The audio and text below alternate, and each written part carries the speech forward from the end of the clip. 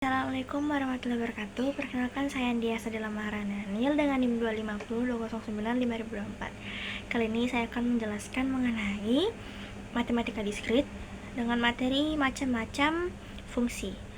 Jadi yang pertama, di sini ada pembahasan yang mengenai yang akan saya bahas, yaitu pertama komposisi, scaling, floor, faktorial, dan boolean. Nah, langsung saja kita masuk kepada materinya. Jadi yang pertama itu ada komposisi.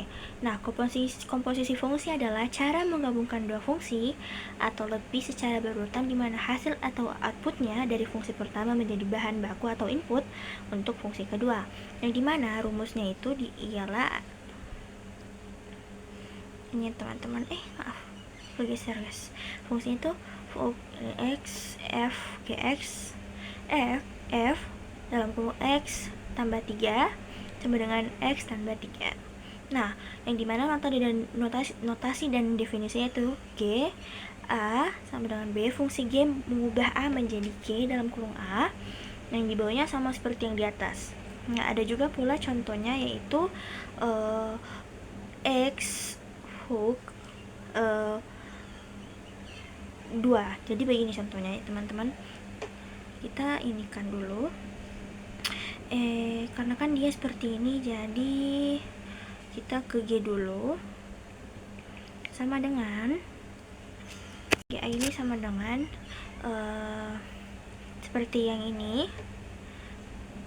2 tambah 3 sama dengan 5. Nah, di F nya ini kita kasih begini ya teman-teman, sama dengan F 5 tambah 3 sama dengan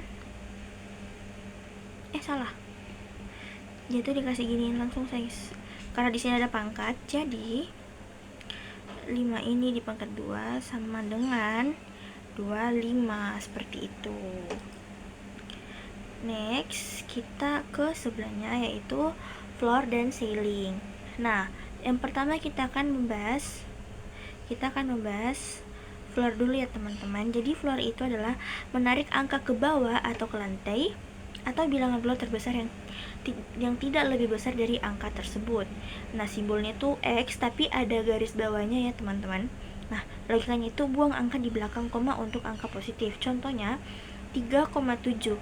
Nah, yang dibuang itu 7-nya karena angka di belakang koma. Walaupun angka komanya itu lebih besar dari angka yang aslinya, tapi tetap dihitung 3 ya teman-teman. Nah, apabila dia seperti ini, apabila dia bilangan bulat, maka hasilnya tetap sama. Nah, untuk ceiling ini, dia itu bedanya sama floor itu, dia itu garisnya di atas guys, gitu. Ceiling menarik angka ke atas satu bilangan bulat terkecil yang tidak kurang dari angka tersebut. Nah, tadi yang sudah saya jelaskan bahwasanya garisnya itu dia di atas. Nah, logikanya jika ada komanya, naikkan ke bilangan bulat berikutnya. Nah, contohnya seperti ini ya teman-teman. 3,2, maka dia itu hasilnya 4. Kenapa 4? Karena dia bilangnya apabila ada komanya, naikkan ke bilangan bulat. Walaupun dia kecil, misalkan angka 2 komanya atau 4, dia itu tetap hasilnya ke atas, bukan dilihat dari komanya. Sama seperti tadi, dia tuh tetap akan 4 apabila bilangan itu sudah bulat. Next, kita ke fungsi faktorial. Faktorial adalah fungsi matematika yang digunakan untuk menghitung beberapa banyak variasi urutan atau susunan yang bisa dibuat dari kesimpulan benda. Secara matematis, faktorial dilambangkan dengan tanda seru. Tanda seru seperti ini ya teman-teman. Tanda seru seperti ini. Nah, contohnya seperti ini. Seorang fotografer ingin mengatur urutan berdiri 4 orang, Sita, Budi, Andi, dan Rina. Secara berderet ke samping. Ada beberapa banyak posisi foto yang berbeda. Nah, karena ada 4 orang, maka kita gunakan 4 tanda seru. Jadi hitungannya 4 kali 3 12, 12 kali 2 24, 24 kali 1 jadi 24 tanda seru. Jadi ada 24 posisi foto yang berbeda yang bisa dibuat.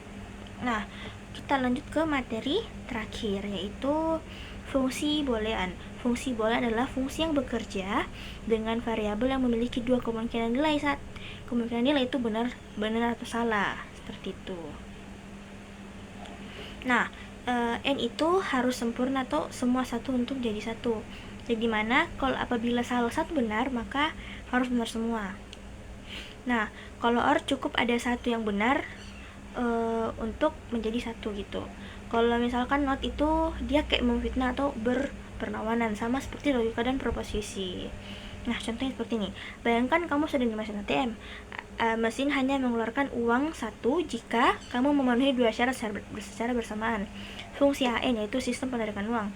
Variabel A, kartu ATM dimasukkan dengan benar. Variabel B, PIN-nya diketik dengan benar, seperti itu. Nah, itulah tadi penjelasan saya mengenai